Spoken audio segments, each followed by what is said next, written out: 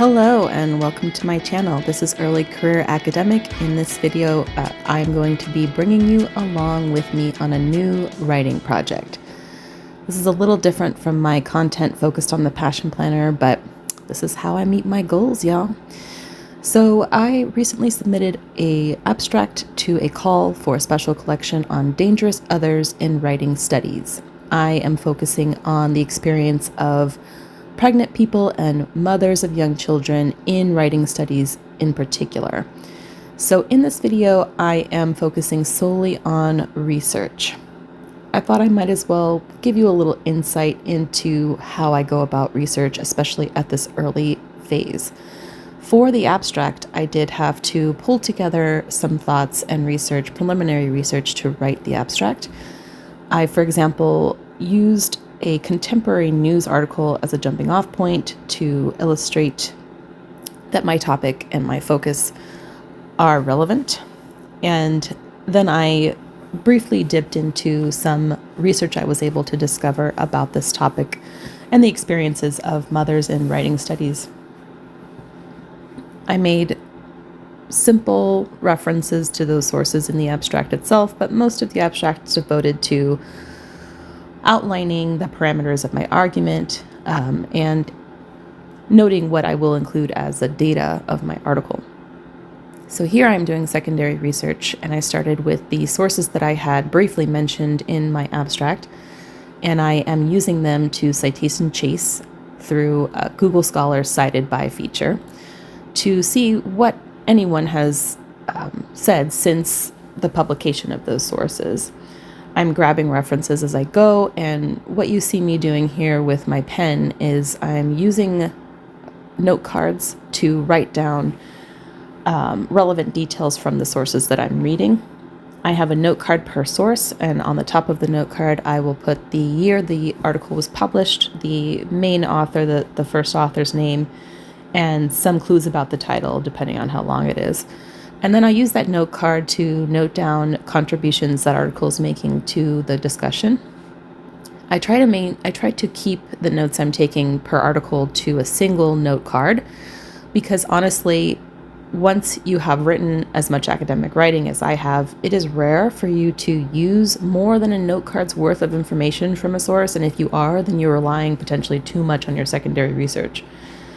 So I try to keep it to that length, and then this also makes it easier for me to pull details I need into my writing later on, because I prefer to look at them on paper as opposed to navigating between screens on a computer.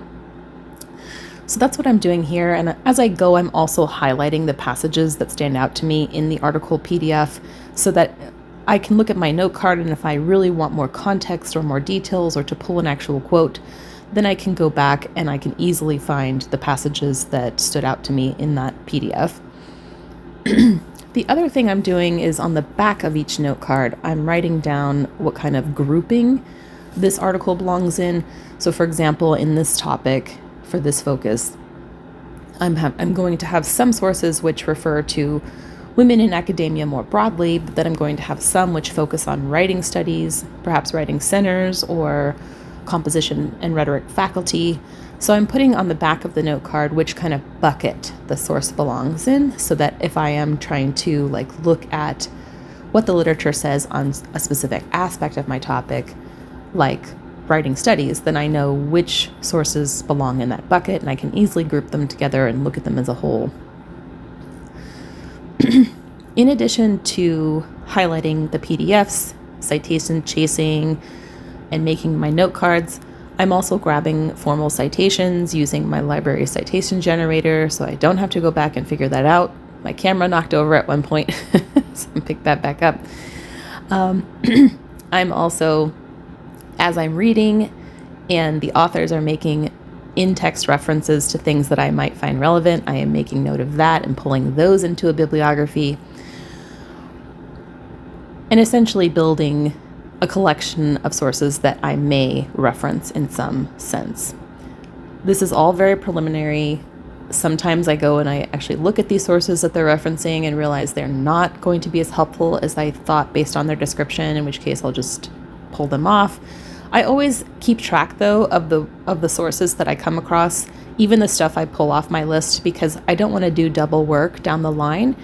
You read something, it references something, you check it out, you're like, no, that's not relevant. You read something else, it makes reference to it. You can't remember if you looked at it or not. So it's actually very helpful to keep a master list and check off what you have and haven't looked at, so that you're not having to go back and look at things you already looked at. At least I know from my sleep-deprived brain that is the best way in which it functions. Towards the end of this video, the state I'm at with this research is I gathered a lot of additional references, again, some of which I may not actually use or read in detail, but I have a list. And so when I leave off after this 2-hour sprint, I save all my work, of course, and I make a note to myself that I haven't finished reading the source that I was looking at, specifically the section, the last section of it, so that I know where I left off, especially since this is a chapter in a book and I don't want to lose my place. And as well as a reference it makes to something housed in the appendix or the conclusion. And I really want to take a look at what that is, and I'm afraid I will forget it's there if I don't make a note to myself, so that's what I'm doing toward the end of this video. The other thing is I leave myself a to-do list.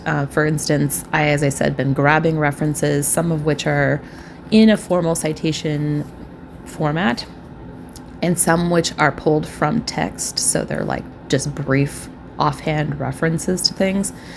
And so what I need to do is clean that up. I need to clean it up, put it in alphabetical order. I need to, make sure I know which source it's talking about, and make sure I have access to that through our library or through the internet.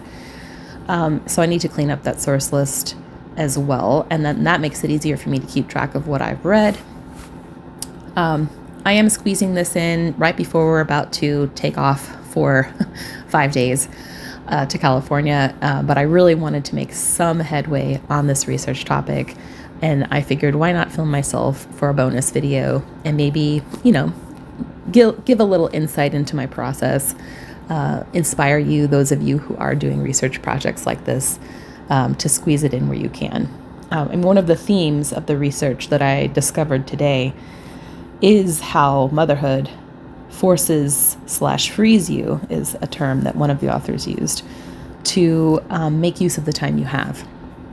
And how I do recall how different it was forcing myself to do research and writing when I had what seems to me now like limitless time to do it. That's of course, not the case. It wasn't limitless, but it feels in my mind's eye limitless compared to what I'm dealing with right now. So I felt really good about making this progress. And of course, I did go into my passion planner and I checked off my year in pixels to indicate that I did do research on this day. And that I checked off this to do, which was on my list to start looking into this research more in depth. I'm really excited about this project. I did not leave myself a ton of time to finish it. But because it is a relatively short article of 5,000 words, including citations, and because it's largely narrative-based, I think I'll be able to pull it off. Wish me luck. I'd also love to know, if you reach this part of the video, what approaches you take to doing research. If that is something that you do you have certain systems that work really well for you? If so, I would love to know. Please leave a note in the comments. Or if you have questions about my process, I'm more than happy to go over it with you. I go over it with my students all the time. But of course, I always love learning from others about how you approach the similar task, especially one that is so demanding. So thank you so much for watching if you made it this far.